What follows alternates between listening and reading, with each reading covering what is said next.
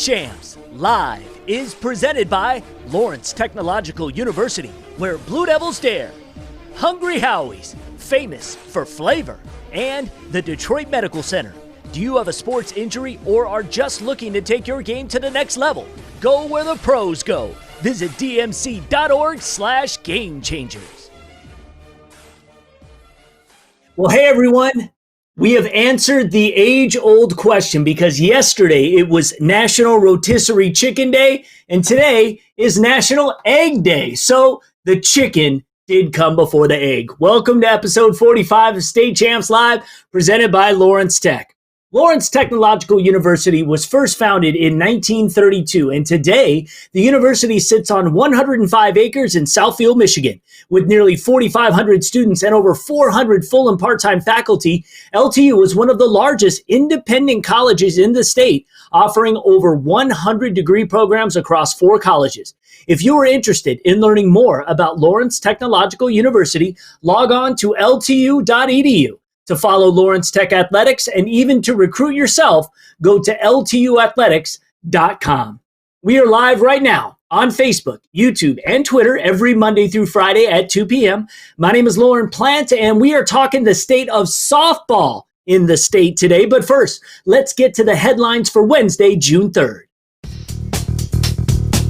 Bowling Green baseball saved. Facing a budget shortfall of $2 million next fall because of the COVID-19 pandemic, Bowling Green State University made the decision to cut baseball, a program that produced Dodgers legend Oral Hershiser, among others.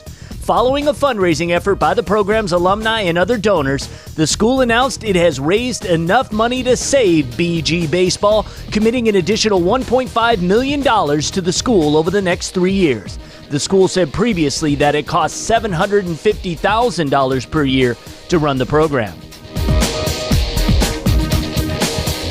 Attucks All-Star Game canceled.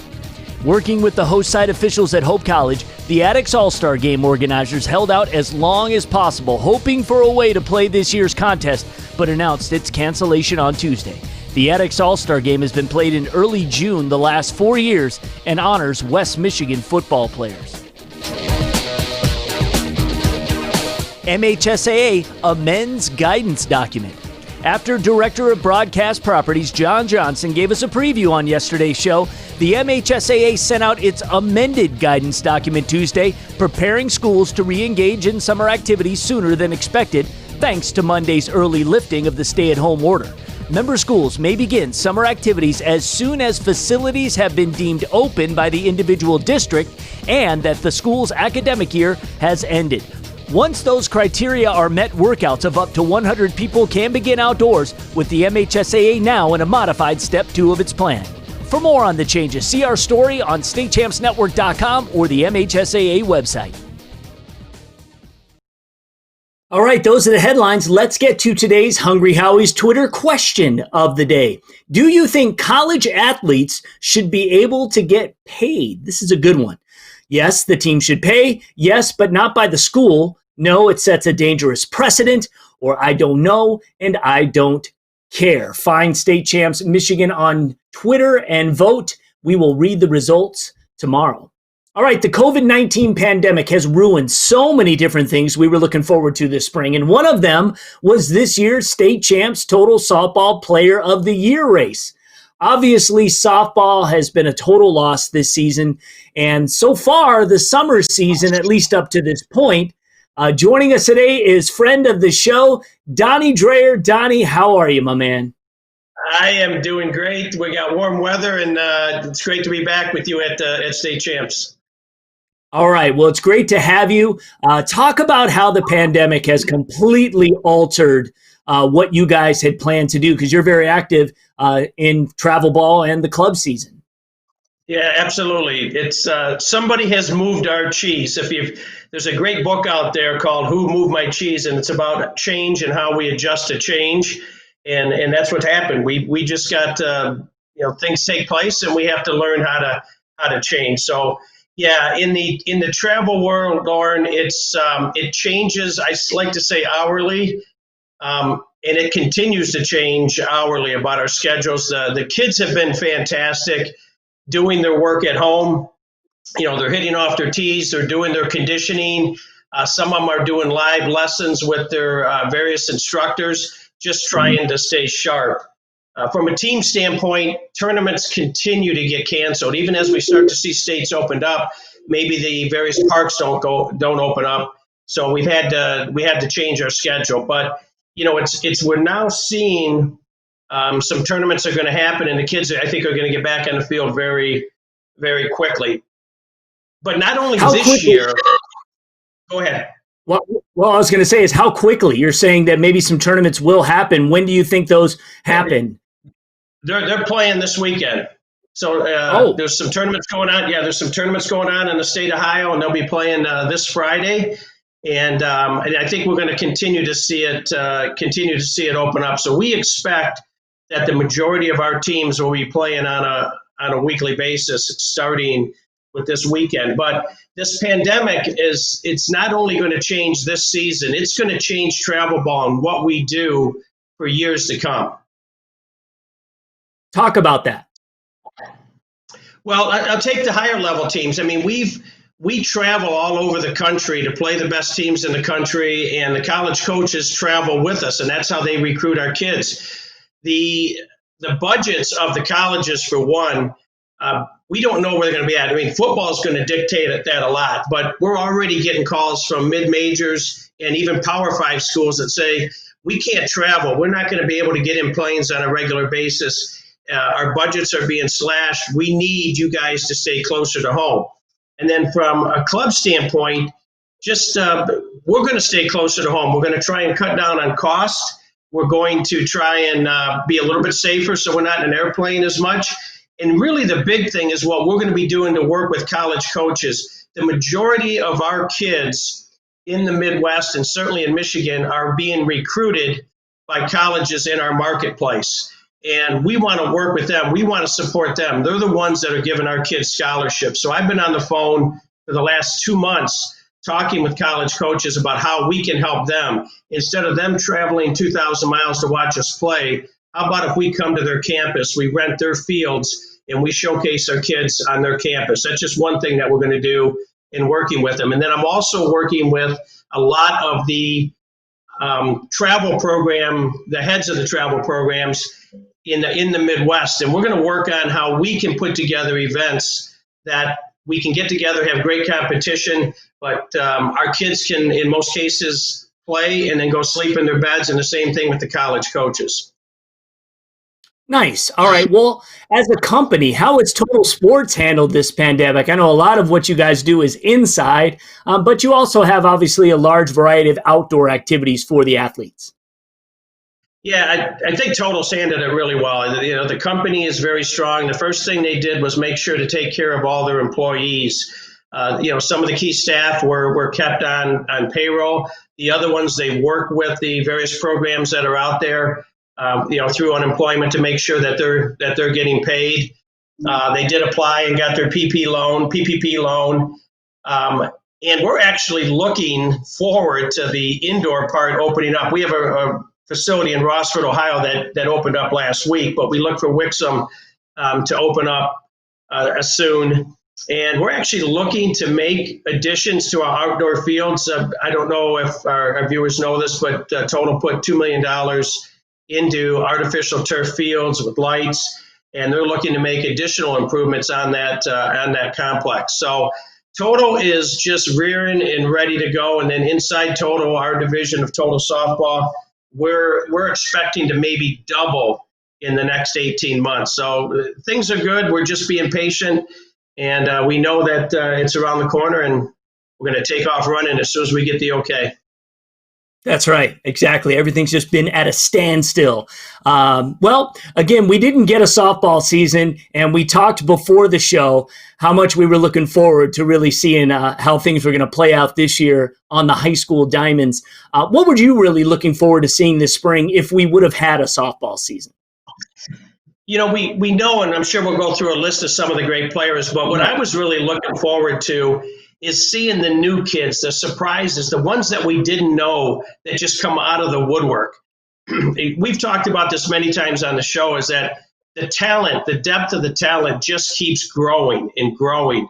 And that's one of the things I really look forward to. You go to a park and you're there to see a certain kid, and all of a sudden you see another kid, a rising star. And that always excites me to see those new kids and watch them compete. Absolutely. So Escanada's Gabby Salo was recently named the Gatorade Player of the Year despite not having a season. She would have been the first athlete, and we've been doing the Player of the Year award now for several years. She would have been the first one to try and defend her state champs total softball Player of the Year because we gave it to her as a junior. Can you talk a little bit about Gabby? Remind us, what an outstanding talent she is and will be at Wisconsin, and also who would have been the challengers for the award this year, at least on the outset? Yeah, well, first of all, Gabby, everyone knows she's a great pitcher, power pitcher, throws mid to upper 60s, fantastic changeup, great location, and good movement. But I think what makes Gabby great or helps her be great is she's just so level-headed. She's very mature for her age. And I think that's what helps to keep her consistent and why I believe she's going to be very successful at Wisconsin. And certainly she was going to be our front runner from the word go. But as you know, we wiped the slate clean, and she would have had to come out and do the same numbers, maybe even better because of the competition that she was going to be facing had we had a high school season. And there's just, I don't know if you want me to go through them, but there's just so many great talent.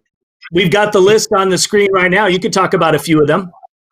Yeah, you told me to come up with a list of 10, and I just laughed at that because, what a challenge. We could easily come up with a list of 40. But these are the kids that I really think we're going to compete for it. Callie Haviland is just an absolute stud from Three Rivers that's committed to Alabama. Funny story about that. 15 years ago, Patrick Murphy, who was the head coach at Alabama, I was trying to get him to recruit some Michigan kids, and he said, I'm not going to do it. He said, any Power 5 kid out of the state of Michigan is going to go to Michigan. Well, finally, Pat, you're wrong. He's going to love Callie. She's just an absolute stud, hits the ball a mile. Lily Valamont, she just did her freshman year, and of course she missed her sophomore year with this pandemic, but she may be one of the best talents that comes out of the state of Michigan when it's all said and done. Committed to Northwestern, a power hitter, great hits per average, fantastic catcher, and there's just nobody that has a better work ethic than Lily Valamont. Hannah Katie out of Clarkston, she's part of that Clarkston trio that we've been talking about since these kids were freshmen. Another kid that's going to Northwestern. Just love how steady, how professional. She does everything efficient, whether it's her catching, playing shortstop, or even her swing, straight to the ball. Sierra Kirsten, also from Clarkston, who would have been battling Hannah. Sierra is probably the best athlete on this list. You hear the term 5-tool athlete. She is she's the encyclopedia definition of 5-tool athlete. She hits with power. She hits with average. She runs really fast. She has a cannon for an arm, and she can pretty much play anywhere you want on defense, both infield and outfield. And at Michigan, she's going to be able to compete for that. So she's a complete player that can do so much. We saw Grace Lado. She's one that came on the scene last year from Eaton Rapids, and a great pitcher, and had incredible numbers, and felt like that she was going to be able to compete for that award and give Gabby a run for her money. The same thing with Molly Carney, who's with that loaded Howell team that, really probably the favorite to win Division I. Molly's going to be going to Notre Dame. She's really picked up her velocity. She came off an injury. She's fully healthy now, and she would have been someone to contend with. Abby Tomey, who's going to be going to Central Michigan University. Abby's yet another kid from Clarkston that is just out of all the kids I've coached, Abby Tomey may be one of my favorites. She just does everything right. Small kid, but she can hit with power. She can play infield. She can play outfield. They're going to love her at Central Michigan. Rachel Everett, who recently committed to South Alabama, nice big power pitcher. I felt like she was going to have a good chance to lead Heartland to potentially a Final Four or possibly even winning the state championship. You see Kelsey Zampa on that list, also from Heartland. Kelsey is a freak athlete. She plays the game 100% all the time. She would much rather dive for a ball than just catch a ball. Very close to being committed to Duke. Duke has made her a very nice offer, and I think that'll probably happen. But Kelsey, just similar to Sierra, she's a 5'-tool athlete, hits with power, cannon for an arm, can run, can play anywhere you want defensively. Okay. And then two other quick ones that we don't have on that list. I want to cover Maggie Murphy from Mercy, who's committed to Miami of Ohio. And then you cannot leave Ellie Sealer off that list, who's going to be going to Michigan. Ellie's one of the smoothest outfielders that I have seen in the last 10 years. And she was another kid that I thought was going to compete very well for this title. All right. Well, see, there you go. If we would have had a season, this is the kind of insight you would get each and every week when we would do our Player of the Year discussion. And again, always one of those contests that sees a lot of change. It's very fluid, and we see new players jump in, players jump out, players jump back in. And we'll have it going again next year, and it's going to be fantastic. I know we're kind of up against the clock. If you have any questions for Donny, you can ask them on Facebook, Twitter, or YouTube. We might have a few minutes to check that out. I do want to ask you, though, about the fall. I know you guys are going to have summer ball. Are there plans for fall softball on the club circuit? Yeah, we'll definitely have fall softball, but it'll be similar to the summer in that we're going to stay closer to home. And, what we're going to try and do now, it depends on when the colleges let kids back on campus. But again, in trying to support the colleges who may not have it in their budgets to travel in the fall, we're going to encourage our kids to get to more camps. And, so that way the coaches can see them without having to jump in a plane or pay for hotels or pay for rent-a-cars. So we'll have a fall season, more local, and we're going to try and do more camps to support the colleges. All right, great. I'm going to have one more for Donny, and we're going to get to that in just a second. But first, let's go to this week in State Champs history.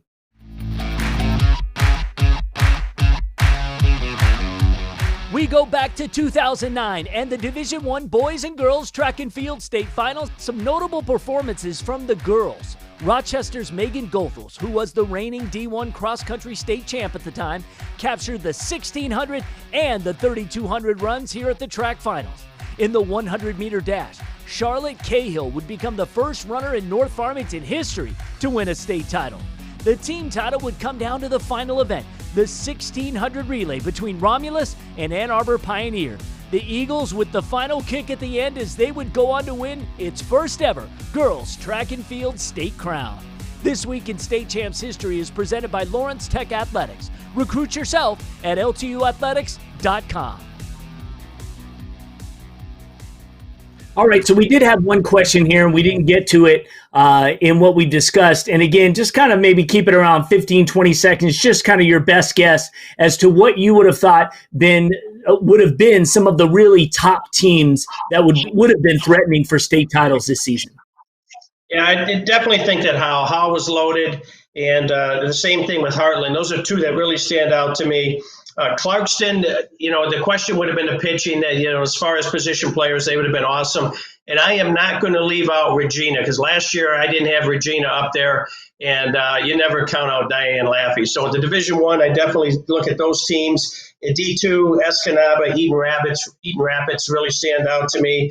Millington in D3 is always tough, great program. And I thought Schoolcraft could challenge them.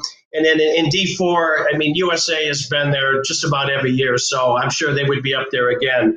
But those are the ones that initially stand out to me. Okay, fantastic. Okay. All right.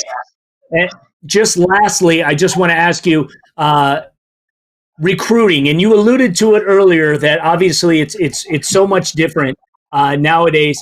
How are you trying to, again, help these kids get in contact with universities, and obviously also get a chance for these universities to learn more about these kids?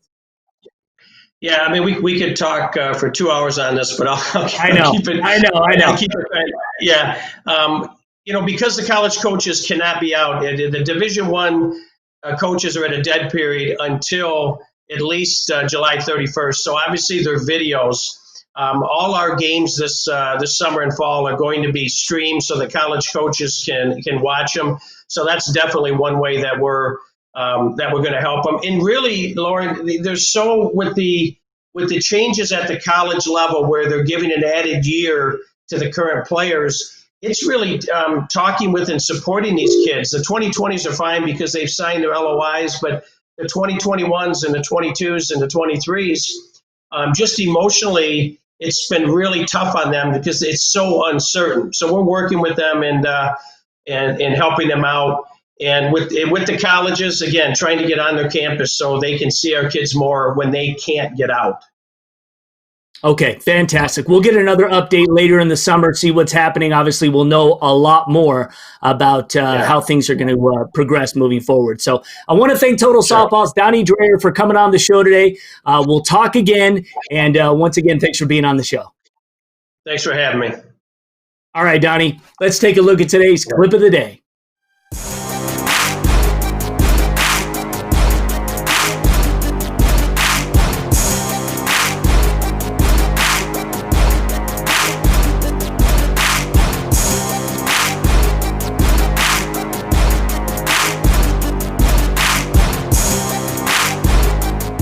And that's your clip of the day. Your clip on any of our social media platforms. We'll check it out. Might just see it right here on live. Let's check out today's sample of our DMC's Game Changers. Start in the 4-point position like this. Toes underneath you, straight. Then make sure that shoulders and hands are in line and hips are in line. Head's in a good position. You're not dumped forward like this. So you're straight looking, chin tuck. Make sure you push up through your chest. Fill that hollow in your back. And this stays rock solid. All right, so that's how to squat correctly. So just check it out. We've got 15 of those segments all over our social media channels, and we have a playlist on the State Champs TV YouTube channel. State Champs RoboZone is a platform that covers everything competitive robotics. Search RoboZone Show on any of our social media platforms and our free streaming app. We've got tons and tons of content. State Champs Esports Twitch channel is where you check out streaming esports action, including the League of Legends High School State Championship Tournament going on right now. We've got the championship coming up in just a week and a half. Search State Champs Esports on Twitch. All right, let's check out the results of yesterday's Hungry Howie's Twitter question of the day. Should Armando Galarraga's imperfect game be corrected? Of course, I agree with that. All right, tomorrow on Live, we catch up with my former co-host, Kiera Hay. If you remember her, she's been working at WLNS in Lansing the last few years. We'll check in with her, find out what it's like to be a news reporter, especially in the COVID climate. Join us at 2 p.m. And if you know of a guest you'd like to see here on Live, email our show coordinator, Amanda. Her address, amanda@yellowflagproductions.com. We'll see you tomorrow. Right now, we are all longing for the roar of a crowd, the excitement of a stadium filled with cheering fans, and the ecstasy of celebrating a hard-fought victory. Right now, we're all on the same team, and we must do our part to make sure as many students, athletes, coaches, teachers, parents, and loved ones are there when we have the luxury to resume our rivalries and start rooting for our teams once again. Stay home and stay safe. State Champs Live is presented by Lawrence Technological University, where Blue Devils dare. Hungry Howie's, famous for flavor. And the Detroit Medical Center. Do you have a sports injury or are just looking to take your game to the next level? Go where the pros go. Visit dmc.org/gamechangers.